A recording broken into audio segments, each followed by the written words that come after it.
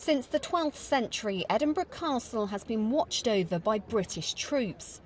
But this weekend there were some very different uniforms outside. RAF reservists from the city were on guard, drawing out the crowds. This really is a historic day, the first time ever the Royal Air Force have mounted the ceremonial guard here at Edinburgh Castle. It's a huge honour for 603 Squadron Royal Auxiliary Air Force, but it's also about marking a very special anniversary. 90 years ago the squadron were formed at RAF Turnhouse with the motto Gin you dar, if you dare. It was a saying that was to carry them through the first enemy action of the Second World War and the Battle of Britain, where the reservist Spitfire pilots became the RAF's top scoring squadron. I'm very proud to serve in 603.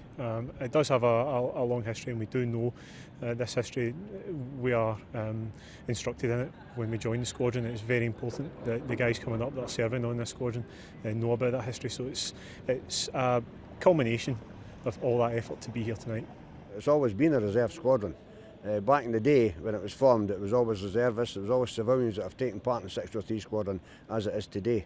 We're now an RAF regiment flight, and we've got a flight of RAF police. So 603 squadron has been on the go all that time, and it's always been reserve personnel.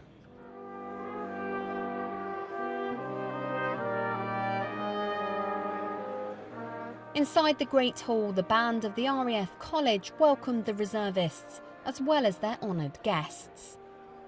The modern-day squadron have served in Kuwait, Iraq and Afghanistan, but still look back to their flying past. Sir Richard Pease was here to remember his older brother Peter, a flying officer and Spitfire ace who was shot down on the 15th of September 1940, a day we now mark as Battle of Britain Day. To honour his memory, his family presented a special portrait of Peter, commissioned for the squadron to hang in their headquarters. It's a very moving thing, and I think my father feels a great sense of relief at the end of his life that he feels he's done the right thing by Peter.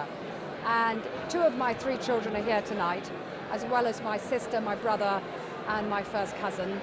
So it's been a lovely journey, and I feel very moved and feel very close to Peter. A beating retreat closed the night as those connected with 603 Squadron looked back on 90 years of service. Once and always a squadron of reserve volunteers, with pride in every step they take.